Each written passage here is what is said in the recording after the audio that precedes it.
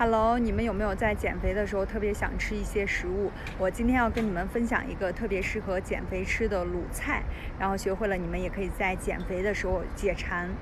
买好了半只鸡，然后还问他要了一块鸡油，这个的话我们可以做汤底。这个鸡肉还挺肥的，做汤底超好吃。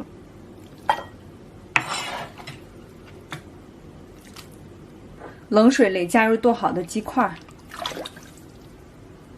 加入大葱和生姜，加入冰糖，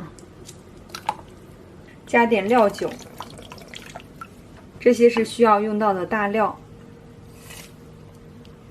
辣椒这两种都是比较辣的，一个是特别细长的这种的是魔鬼辣椒，特别辣。你们可以根据自己的喜好，就是放辣椒。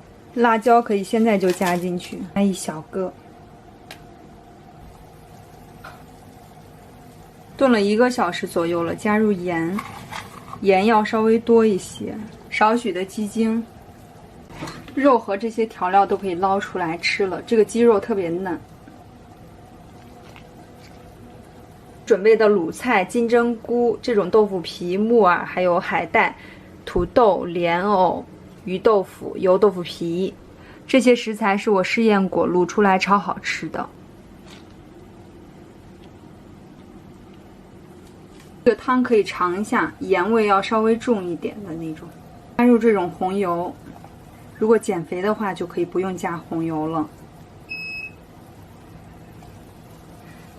加入土豆和莲藕，鱼豆腐也可以下进去。煮好了，不着急的话可以泡一会儿，更入味一些。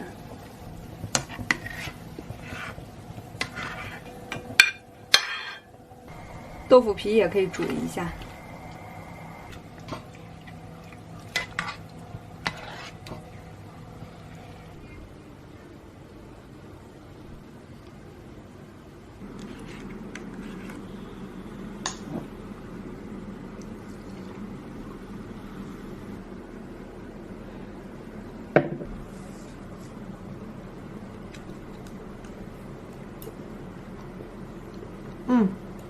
土豆软绵绵的，真好吃。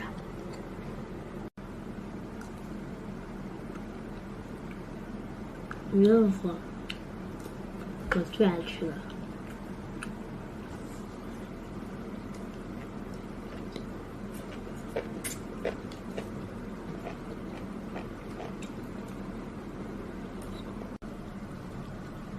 这个是刚才熬汤的鸡肉，也很好吃，是不是？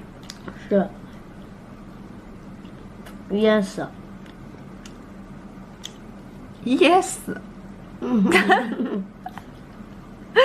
这个汤可以保存着，也可以再下一些料，下次再煮，放到冰箱里面。